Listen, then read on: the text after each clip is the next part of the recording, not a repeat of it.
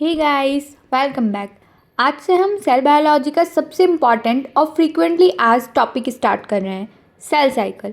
CSI net में cell cycle सिर्फ एक चैप्टर नहीं, ये एक ऐसा टॉपिक है जो cancer biology, mole biology, developmental biology and genetics सबसे डायरेक्टली कनेक्टेड है।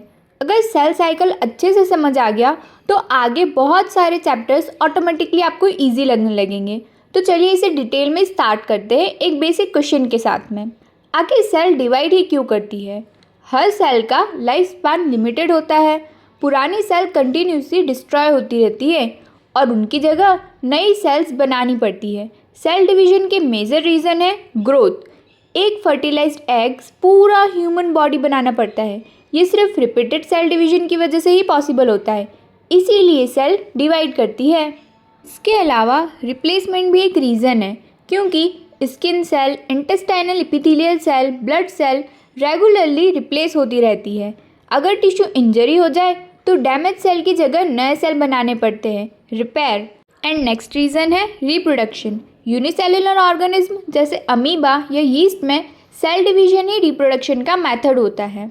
अब समझते हैं सेल साइकिल का मतलब।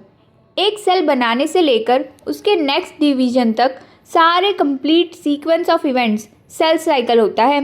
एक डॉटर सेल जब बनती है उसके बाद वो ग्रो करती है, डीएनए डुप्लीकेट करती है और फाइनली दो नई डॉटर सेल में डिवाइड हो जाती है।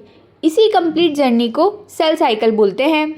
सेल साइकिल को दो मेजर पार्ट्स में डिवाइड किया जाता है, इंटरफेज और एम फेज।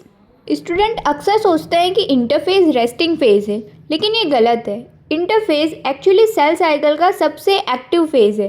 सेल इसी फेज में ग्रो करती है, प्रोटीन सिंथेसिस करती है और डीएनए रेप्लिकेट करती है। लगभग 90% सेल साइकिल इंटरफेज ही होती है। इंटरफेज को तीन मेजर फेजेस में डिवाइड किया जाता है, G1 phase, S phase and G2 phase. इनके अलावा एक ऑप्शनल फेज भी होता है, G0 फेज। आज हम इन चारों को ही डिटेल में समझेंगे। स्टार्ट करते हैं G1 फेज यानी गैप 1 फेज से। ये सेल साइकिल का फर्स्ट ग्रोथ फेज है। सेल अभी डिवाइड होकर बनी है, अब इसे अपना साइज बढ़ाना है।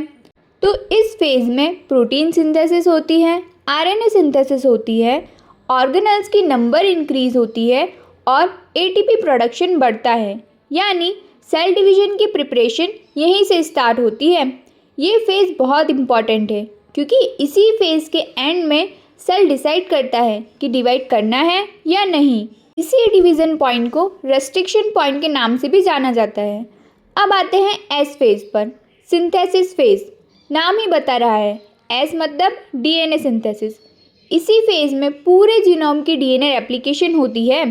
ध्यान रखना, डीएनए की क्वांटिटी डबल होती है लेकिन क्रोमोसोम नंबर सेम रहता है। इससे सीएसआई नेट में एमसीक्यू भी बनता है। अब इसको एग्जांपल से समझते हैं। अगर सेल में 46 क्रोमोसोम है तो एस फेज़ के बाद भी क्रोमोसोम 46 ही रहेंगे, लेकिन हर क्रोमोसोम के पास दो सिस्टर क्रोमेटिड्स होंगे, इसलिए डीएनए कंटेंट डबल हो जाता है। डीएनए रेप्लिकेशन के बाद सेल सीधा डिवाइड नहीं करता, पहले G2 फेज़ में इंटर करता है यानी गैप 2 फेज़ में।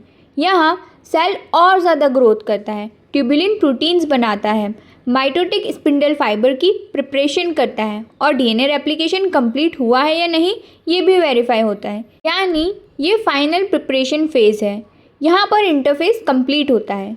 इंटरफेस कंप्लीट होने के बाद सेल एम फेज़ में इंटर करता है, यही एक्चुअल डिवीजन स्टार्ट होता है। एम फेज़ के दो मेजर पार्ट्स होते हैं, माइटोसिस एंड साइटोकाइनेसिस। अब आते हैं सबसे इंटरेस्टिंग फेज़ पर, G0 फेज़। क्विशेंट फेज़ इसको बोला जाता है। हर सेल कंटिन्यूसली डिवाइड नहीं करती, कई सेल साइकिल से टेम्परेरी या परमानेंटली बाहर आ जाती है। इस स्टेट को कहते हैं G0 फेज़। ये रेस्टिंग फेज़ नहीं है बल्कि क्विशेंट फेज़ है। सेल मेटाबॉलिकली एक्टिव रहती है लेकिन डिवाइड नहीं करती, यही है इसका मेन कॉन्सेप्ट। अब देखते हैं टाइप्स ऑफ G0 सेल। कुछ सेल्स तो टेम्पररी G0 में जाती है और ज़रूरत पड़ने पर वापस सेल साइकिल में आ सकती है।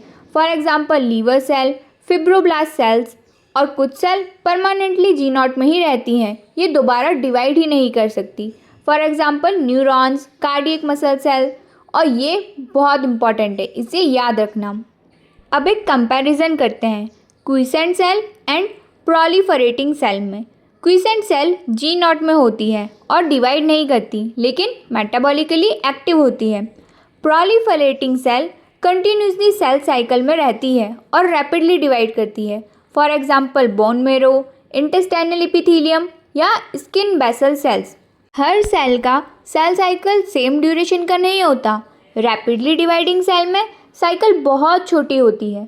न्यूरॉन्स जैसे सेल्स में प्रैक्टिकली सेल साइकिल स्टॉप हो जाती है और ह्यूमन सोमेटिक सेल में एवरेज सेल साइकिल लगभग 24 आवर्स की होती है।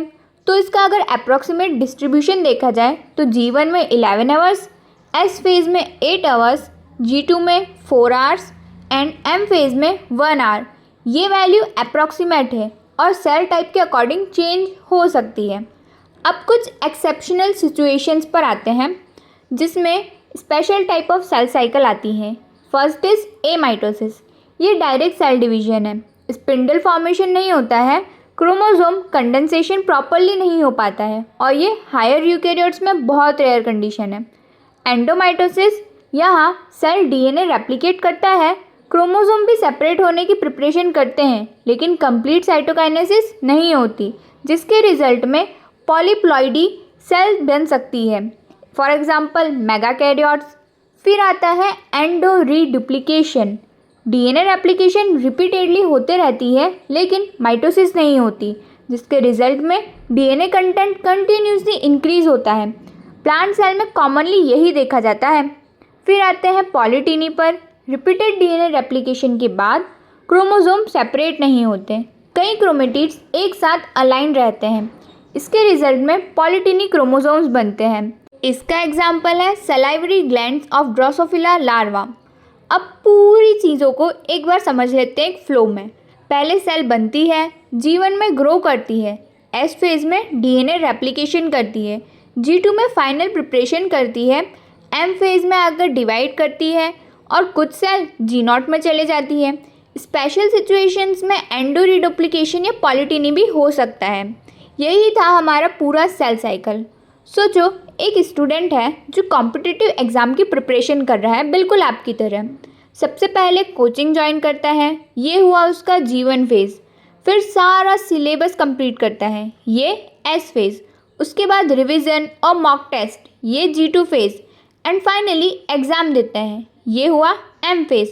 और कुछ स्टूडेंट्स 1 साल का ड्रॉप ले लेते हैं, उनका क्लियर नहीं हो पाता, तो ये हो गया G0 फेज़।